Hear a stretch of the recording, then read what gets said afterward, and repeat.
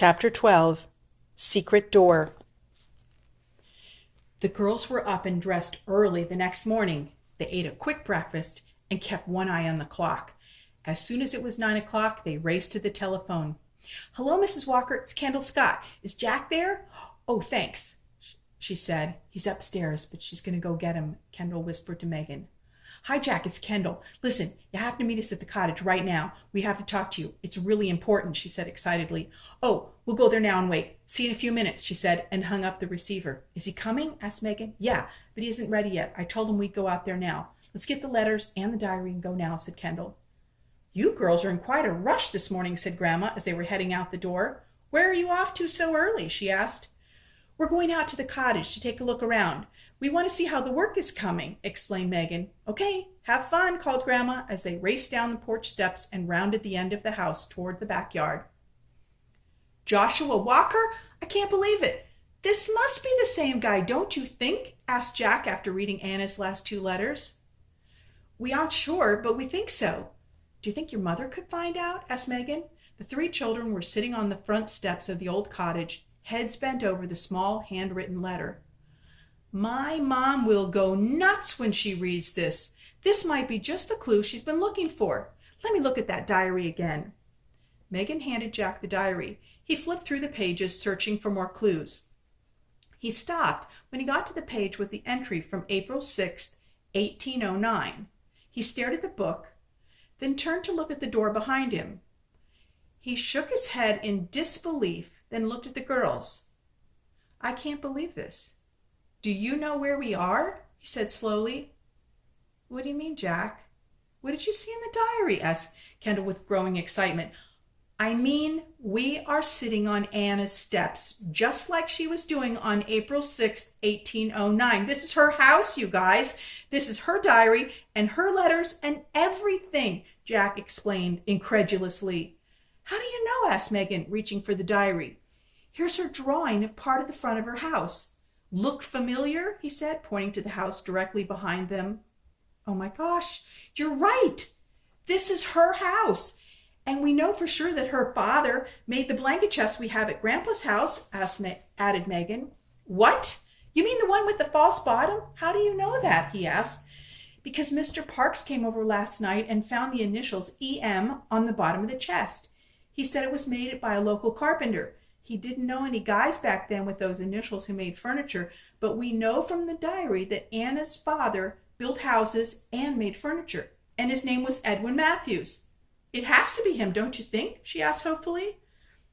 "It must be. And you know what this means, don't you?" he asked the girls. "What?" asked both girls together. "It means that the secret hiding place is inside this house." "What are we waiting for? Let's go find it." All three children scrambled up the steps and through the unlocked door into the small cottage. "Wait, the letters in the diary," said Megan with a start. She ran back outside and gathered up their precious treasures. "Hey, wait a minute. If we find the secret door, do we need a key to open it? Do we have a key?" asked Jack quickly. "I have it right here," announced Megan gleefully as she tugged at the yarn around her neck. There, suspended on the yarn, was the key that opened the diary's box. Anna said in her diary that the secret door uses the same key. "Let's start here in the living room," said Kendall. "No, remember, Anna said that the secret door's in her bedroom, and it has something to do with a clothes press. So where do you think her bedroom was?" asked Megan. "I don't remember seeing anything that looks like a bedroom when we were in here before." Jack quickly ran out the front door and jumped down the steps to the ground. Then he turned around and looked toward the roof. "What is it, Jack?" asked Kendall. "There are windows up on the roof. That means there's a second floor to this house. I bet Anna's bedroom's upstairs," he said breathlessly as he ran back up the stairs and into the house. "Where's the staircase to go upstairs?" "I don't know," Megan said. "We have to find it.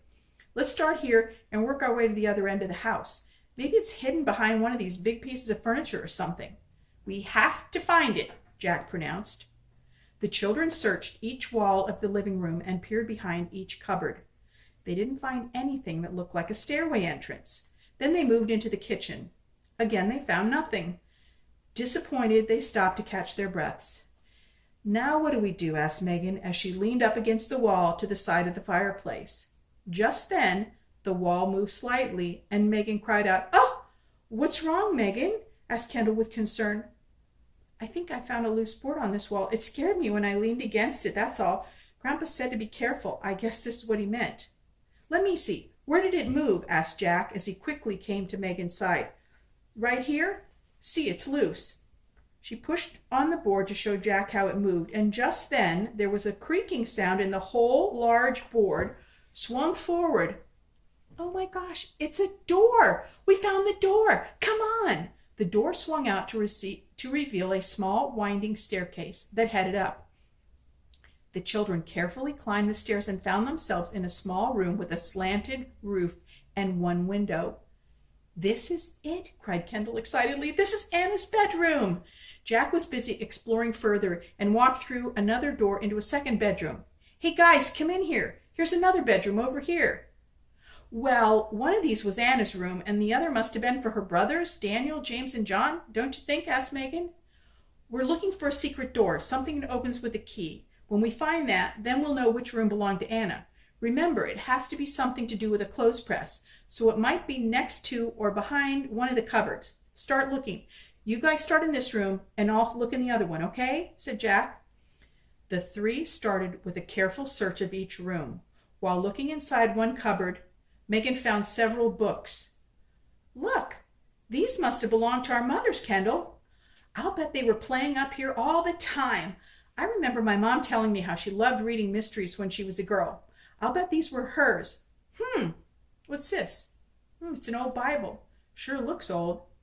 Hey, look what's inside here. It's a family tree. Kendall, come here. Look at this." Megan read aloud. "Catherine Bell and Thomas Bailey Jr. married 1838. That's funny. Bailey is spelled the same as Grandma and Grandpa's last name. Grandpa said there are lots of Baileys here on the shore. I think it's a pretty common name," said Kendall while she was continuing to search for the secret door. "Let's see. It's a little hard to read this. I think they had 3 children, Adam, Rachel, and Elizabeth, and Adam was married to someone named Sarah in 1859. Looks like they had just one child, a boy named Edwin Bailey, who was born in 1862. It doesn't have anything else written after that." Megan turned the page and read on. "Wait, here's more. This shows Catherine Bell and Thomas Bailey's parents. Thomas's parents were Thomas Bailey, born in 1797, and... Oh my gosh, Kendall. Jack, come here quick. Thomas's mother was Anna Matthews, born in 1799. It's her. This is from Anna's family. I found it. Jack, Kendall, come and look at this," shouted Megan excitedly. The two joined Megan, where she was jumping up and down and waving the old Bible in her hands. "What did you find? What is so exciting? Show me, show me," shouted Jack. "This is the family tree from Anna's family. Look, here she is. Here's Anna, and here are her parents, Elizabeth Watson, born in 1780, and Edwin Matthews, born in 1778. They were married in 1799, and on this page it shows their children. I can't believe this," Megan cried gleefully. "Let me see that," said Kendall as Megan handed her the open book. Anna Matthews, born in 1799, was married to Thomas Bailey, born in 1797, and they were married in 1817. Who did she marry? Oh no, do you think this is the same Thomas that's in her diary, the boy who tried to read her diary with her brother? And she married him? I can't believe this, said Kendall in disbelief. Hey, who cares who she married? We're supposed to be looking for the secret door, or did you two forget? Come on, let's bring the Bible back to your house later, but we have to find that door, said Jack. The girls set the Bible down on a table and went back to their search for the secret door. All the while, though, they continued to talk about the newest clues they had found to Anna's family. I can't believe this, Kendall. We found her, and we even know about her children and grandchildren. All of a sudden, she just seems so old. I was used to thinking about her like a girl, just like us, but to read about her being married and having children, well, it's kind of strange, don't you think? Asked Megan. Before Kendall could reply, Jack shouted to them from the other room in a muffled voice. I found it! I found the door! Megan, bring your key! In here! Hurry!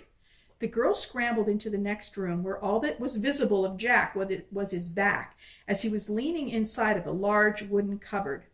Megan handed Jack the key. The door was hidden in a piece of the paneled back wall of the cupboard, similar to the wall that Megan had leaned on downstairs that had popped open to reveal the staircase. Jack had noticed that the back of the cupboard was not as deep as it should be, and on closer investigation, he noticed a small keyhole. Jack inserted the key into the keyhole, held his breath, and turned. The lock turned smoothly, and the small door opened silently. Jack reached in and pulled out the contents of the secret hiding place. There were 4 wooden objects and a book. "That's it? That's all that's in there?" asked Kendall. "Let me see." She leaned into the opening and felt all around. There was nothing else inside. "I thought we'd find something really neat hidden inside there. What are these things?" she asked disappointedly as she picked up one of the wooden tools. "I know what these are," said Jack. "My father has some. They're wood planes. But why someone would hide them in here, well, beats me." "What is this book?" asked Megan with a vague curiosity. She picked up the old and well-used book and attempted to read from the cover. Palladio Londinensis. Oh, brother. I wish it was another diary or something, she said in a very dejected tone as she dropped the book back down on the floor. Jack picked it up and thumbed through the pages. Well, there's some really neat drawings in here. Cool house pictures, doors, stuff like that. I wonder how old this book is. He turned to the inside cover and read 1734. This book was written in 1734. Do you realize how old this is? He asked the girls. They were not too impressed. Both of the cousins were feeling let down after finally finding Anna's secret hiding place, but not finding anything inside that belonged to Anna or was even of any interest. Well, I think this book and these planes are pretty cool. Let's take them back to your house and show them to your grandparents. Don't forget, we found a lot of new clues that my mom can use to help us, and we want to tell her about finding Joshua Walker, remember? Oh, yeah, I almost forgot about that, said Megan with a sigh. We should call your mom and ask her to come over. She wanted to see the sampler, too, so we can show her all that stuff. Yeah, I guess it's probably a good idea, said Kendall quietly. I guess it's time to tell Grandma and Grandpa about the diary, too.